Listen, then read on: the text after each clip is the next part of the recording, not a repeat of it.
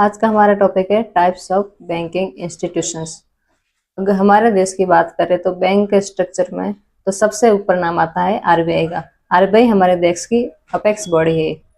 इसके अंडर में मेनली दो बैंक्स आते हैं, पहला है शेड्यूल बैंक, दूसरा है नॉन शेड्यूल बैंक। अगर हम डेफिनेशन की बात करें शेड्यूल बैंक की, तो जो bank RBI act 1934 section 2E के अंतर्गत आते हैं वो शेड्यूल बैंक होते हैं। इसका मतलब ये होता है कि उन्हें आरबीआई के सारे नियम मानने पड़ते हैं। इसका जस्ट उल्टा होता है नॉन शेड्यूल बैंक में। एक बैंक था बैंक ऑफ सिक्किम। ये सिक्किम गवर्नमेंट ने अपने लिए बनाया था, ये आरबीआई के अंडर में नहीं आता था, लेकिन अब ये बैंक भी आरबीआई के अंडर में आ गया है। तो अब कौन से बैंक होते हैं जो नॉन शेड्यूल बैंक में आते हैं?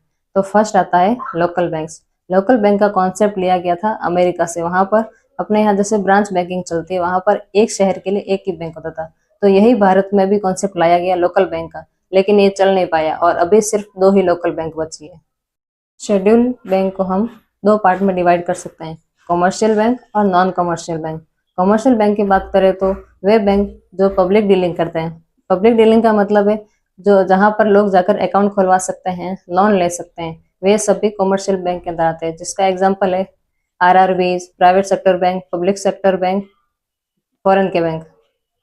और ये सारी बैंक अपने प्रॉफिट के लिए काम करती है। अब दूसरी बात आती है non commercial bank. Non commercial bank में जस्ट इसका उल्टा है, जहां पर कस्टमर डीलिंग नहीं होती, जहां पर आप अकाउंट नहीं खुलवा सकते, लोन नहीं ले सकते। जिसके एग्जाम्पल्स है टॉप 5 फाइनेंशियल इंस्टीट्यूशन, जिसका वीडियो हमारे डिस्क्रिप्शन बॉक्स में दिया हुआ है, आप जाकर देख सकते हैं फुल डिटेल में। जिसके एग्जाम्पल है NHB, NABARD, SIDBI, Exim bank and NAFED. ये प्रॉफिट के लिए काम नहीं करता है बल्कि डेवलपमेंट के लिए काम करता है। और सेकंड है कुछ कोऑपरेटिव बैंक्स। तो आज के लिए फ्रेंड्स इतना ही। अगले भाग में मिलते हैं बहुत ही जल्द। Thank you.